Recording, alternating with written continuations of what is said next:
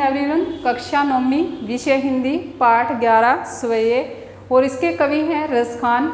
रसखान जी ने ब्रज भाषा का प्रयोग किया है। स्वयं छंद की प्रधानता रही है। अलंकार अनुप्रास और यमक अलंकार का प्रयोग किया गया है। यहाँ पर रसखान कवि हैं जो हिंदी काव्य में उनका महत्वपूर्ण स्थान है। रसखान कवि मुसलमान होते हुए भी श्री कृष्ण की भक्ति में लीन रहते थे। तो आज हम स्वयं पढ़ेंगे रसखान के। तो पहला स्वयं है, मानुष हूँ तो वह रसखानी, बसों वरस गोकुल गाँव के ग्वारन। जो पशु हूँ तो कहा बस मेरो चरऊ, नित नंद की धेनु मजारण। यहाँ पर रसखान कवि श्री कृष्ण के प्रति अपनी भक्ति को प्रकट करते हुए कहते हैं, मानुष हूँ तो अगर मैं अगले जन्म में, मानुष मीन्स मनुष्य बनूं। रसखान कवि कहते हैं कि अगर मैं अगले जन्म में मनुष्य बनूं तो मेरा निवास स्थान वर्ज या गोकुल के गाँव के ग्वारन मीन्स ग्वालों के साथ हो। यहाँ पर रसखान कवि कहते हैं कि अगर मैं मनुष्य बनूं, अगले जन्म में मैं मनुष्य बनूं तो मेरा निवास स्थान वर्ज या गोकुल के गाँव के ग्वालों के साथ हो। जो पशु हूँ तो पशु मीन्स पशु, अगर मैं पशु बनूं तो बस कहा, बस मैं इतना कहना चाहता हूँ। नित मीन्स हमेशा, नंद की, हमेशा नंद की धेनु गायों के, मंजारन मीन्स बीच में, चरूं मीन्स चरूं। यदि मैं पशु बनूं तो मेरा बस इतना कहना है कि मैं हमेशा नंद की गायों के बीच में चरूं। पाहन हूँ तो, पाहन मीन्स पत्थर, यदि मैं पत्थर बनूं वही गिरी को, उसी पर्वत का बनूं जो कियो हरिछत्र पुरिंदर धारण। जिसको हरिछत्र श्री कृष्ण ने, धारण मीन्स धारण करके, जिस पत्थर को श्री कृष्ण ने धारण करके पुरिंदर, इंद्र के क्रोध या प्रकोप से गोकुल वासियों को बचाया था। यदि मैं पत्थर बनूं तो उस पर्वत का बनूं जिस पर्वत को श्री कृष्ण ने अपनी उंगली पर धारण करके पुरिंदर मीन्स इंद्र के क्रोध से गोकुल के वासियों को बचाया था या उनकी रक्षा की थी। जो खग हूँ तो बसेरो करई, मिली कालंदी कूल कदम की डारन। खग मीन्स होता पक्षी, यदि मैं पक्षी बनूं, बसेरो करूं, मेरा निवास स्थान वहाँ हो कालंदी कूल, यमुना नदी के किनारे, कदम की डाल पर बसेरो करूं, निवास करूं। यदि मैं पक्षी बनूं तो मैं यमुना नदी के किनारे कदम की डाल पर निवास करूं। यहाँ पर वही ब्रजभाषा का प्रयोग किया गया। काव्य सौंदर्य, शिल्प सौंदर्य जब हम निकालेंगे, और स्वयं छंद का प्रयोग रहा है और अनुप्रास अलंकार का प्रयोग किया गया। जैसे ब्रज, गोकुल, गाँव के ग्वारन, यहाँ पर गै वर्ण की आवृत्ति के कारण अनुप्रास अलंकार का प्रयोग किया गया है। और नित नंद में नय वर्ण की आवृत्ति के कारण अनुप्रास अलंकार का प्रयोग किया गया है। कालंदी कूल कदम की, यहाँ पर कै वर्ण की बार बार आवृत्ति के कारण अनुप्रास अलंकार का प्रयोग हुआ है। अब हम दूसरा स्वयं पढ़ेंगे। या लकुटी अरु कामरिया पर राज तिहूँ पूर को तजी डाराऊँ, आठों सीधी नवों निधि के सुख नंद की गाय चराऊँ विसेरा।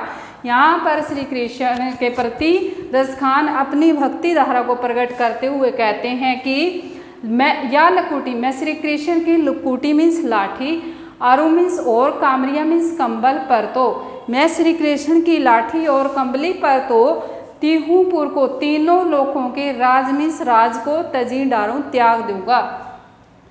मैं श्री कृष्ण की लाठी और कंबली पर तो तीनों लोकों के राज को त्याग दूंगा। आठों सीधी नवों निधि के सुख नंद की गाय, नंद की गायों को चराई मीन्स चराने के लिए मैं 8 सीधियों और 9 निधियों के सुख को विसारूं मीन्स छोड़ दूंगा। मैं नंद की गायों को चराने के लिए 8 सीधियों और 9 निधियों के सुख को छोड़ दूंगा। रसखान कबू इन आखिन सौ वरज के बन बाग तड़ाग निहारू। यहाँ पर रसखान कवि कहते हैं कि इन आँखें, मेरी आँखें तो, कबहू मीन्स कब से, मेरी आँखें तो कब से ब्रज के बाग बगीचे और तालाबों को देखने के लिए, निहारों मीन्स देखने के लिए व्याकुल है। मेरी आंखें तो कब से ब्रज के वन बाग बगीचे और तालाब को देखने के लिए व्याकुल हैं।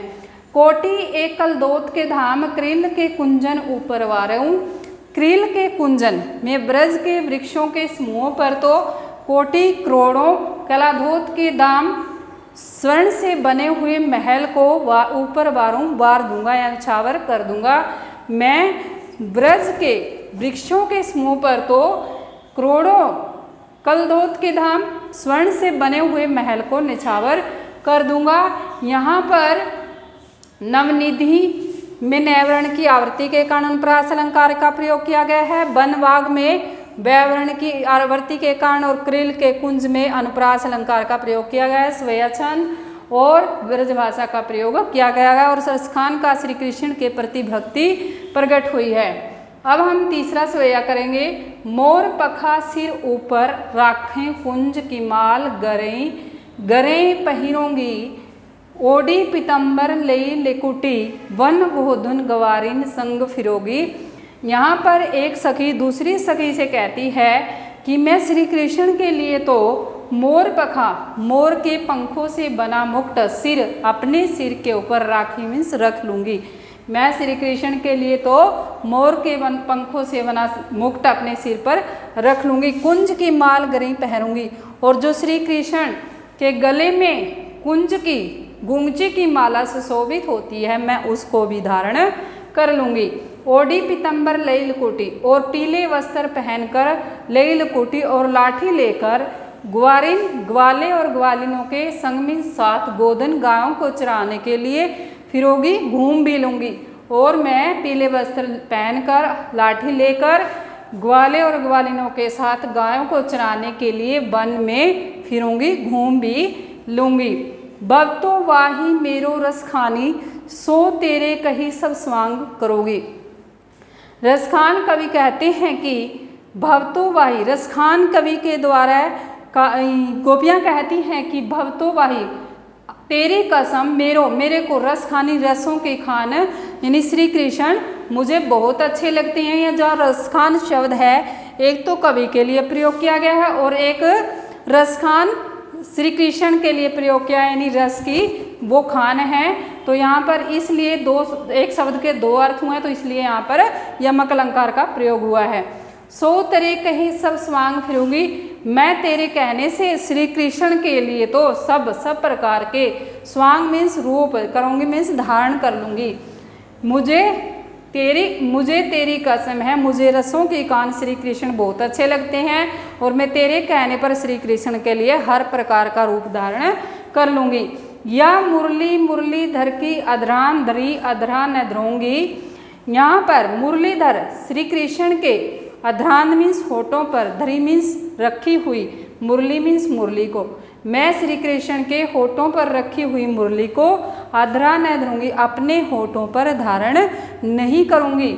यानी यहाँ पर गोपियाँ की है जो मुरली के प्रति सोतिया डहा की अभिव्यक्ति हुई है। यहाँ पर सोतिया वहा की अभिव्यक्ति हुई है और यहाँ पर मुरलीधर में मैं वर्ण की आवृत्ति के कारण अनुप्रास अलंकार हुआ। रसखान में रस के दो शब्द हैं रसखानी एक शब्द और उसके दो अर्थ हैं इसलिए यहाँ पर यमक अलंकार का प्रयोग किया गया है। अब हम फोर्थ स्वेय की व्याख्या करेंगे। काननी दई उंगरी रही बो जबही मुरली धुनी मंद बजेही मोहनी तानन सो रसखानी अटा चटी गोदन गई है तो गई है। यहाँ पर एक सखी दूसरी सखी से कह रही है कि जब ही मुरली धुन जब श्री कृष्ण मुरली की धुन को मुरली को मंद ध्वनि में बजाएंगे जब श्री कृष्ण मुरली को मंद ध्वनि में बजाएंगे काननी तो मैं अपने कानों में उंगली मीन्स उंगली रबिहो मीन्स रख लूँगी। जब श्री कृष्ण मुरली को मंद ध्वनि में बजाएंगे तो मैं काननी देश उंगली अपने कानों में उंगली रख लूँगी ताकि मुझे मुरली की मंद ध्वनि सुनाई ना दे।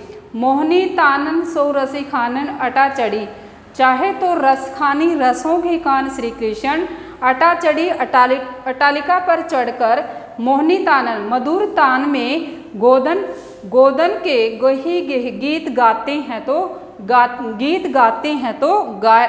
रहे। गोदन एक लोकगीत होता है यानी रसों की खान श्री कृष्ण अटालिका पर चढ़कर मधुर तान में गोदन के गीत गाते हैं तो वो गाते रहे।